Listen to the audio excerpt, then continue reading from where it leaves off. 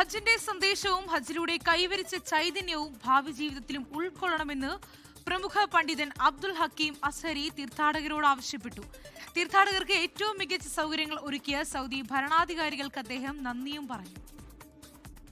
സ്നേഹത്തിന്റെയും സൗഹാർദ്ദത്തിന്റെയും സമത്വത്തിന്റെയും വിനയത്തിന്റെയും എല്ലാം സന്ദേശമാണ് ഹജ്ജ് നൽകുന്നത്. ഇത് ജീവിതത്തിലുടനീളം നിലനിർത്തണമെന്ന് SYS സംസ്ഥാന പ്രസിഡന്റ് AP അബ്ദുൽ ഹക്കീം അസ്ഹരി ഹാജിമാരോട് ആവശ്യപ്പെട്ടു. കുറ്റമറ്റ രീതിയിൽ ഹജ്ജ് നിർവഹിച്ചവർ നവജാത ശിശുവിനെ പോലെ പാപമുക്തരാണ്. അതുകൊണ്ട് തന്നെ ഹജ്ജിലൂടെ കൈവരിച്ച ചൈതന്യം ഭാവി ജീവിതത്തിലും ഉൾക്കൊള്ളണമെന്ന് അദ്ദേഹം നിർദ്ദേശിച്ചു. ഹജ്ജിലൂടെ പരിശീലിച്ച ഭക്ഷണ നിയന്ത്രണവും നടത്തവുമൊക്കെ നിലനിർത്തണമെന്നും അദ്ദേഹം ആവശ്യപ്പെട്ടു. ഹാജിമാർക്കിനി നാട്ടിലെത്തിയാൽ 40 ദിവസം അവരുടെ ദുആക്കുത്തരം കിട്ടും എന്ന് പറയപ്പെടുന്ന ആ സമയത്ത് അവരെ കൊണ്ട് ദുആ ചെയ്യിക്കുക, അവർ മറ്റുള്ളവർക്ക് വേണ്ടി ദുആ ചെയ്യുക, ഇതാണ് ഇനിയുള്ള പ്രധാനപ്പെട്ട ഒരു കർമ്മം.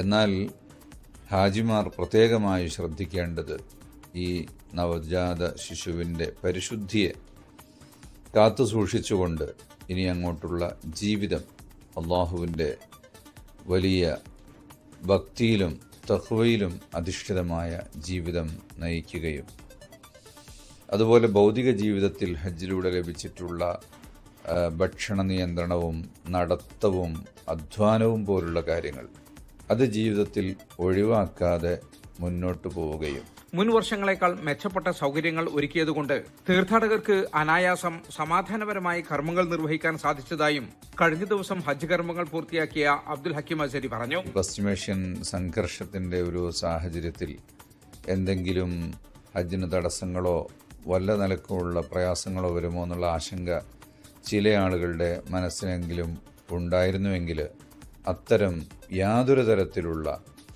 ഒരു ചിന്തയ്ക്ക് പോലും വഴിയില്ലാത്ത നിലക്ക് ഏറ്റവും മികച്ച രീതിയിൽ തീർത്ഥാടനത്തിന് സൗകര്യം ചെയ്ത സൗദി ഗവൺമെന്റിനും ഭരണാധികാരികൾക്കും അബ്ദുൽ ഹക്കീം അസ്ഹരി നന്ദി പറഞ്ഞു. ജലീൽ കർമ്മകലം 24 ജിദ്ദ. ലോകത്തെവിടെയായാലും ഏത് സമയത്തും 24 വാർത്തകളും ഓഗ്മെന്റഡ് റിയാലിറ്റി പാക്കേജുകളും എക്സ്പ്ലെയിനറുകളും വിശദമായി കാണാൻ ഞങ്ങളുടെ YouTube ചാനൽ നിങ്ങൾക്ക് സബ്സ്ക്രൈബ് ചെയ്യാം.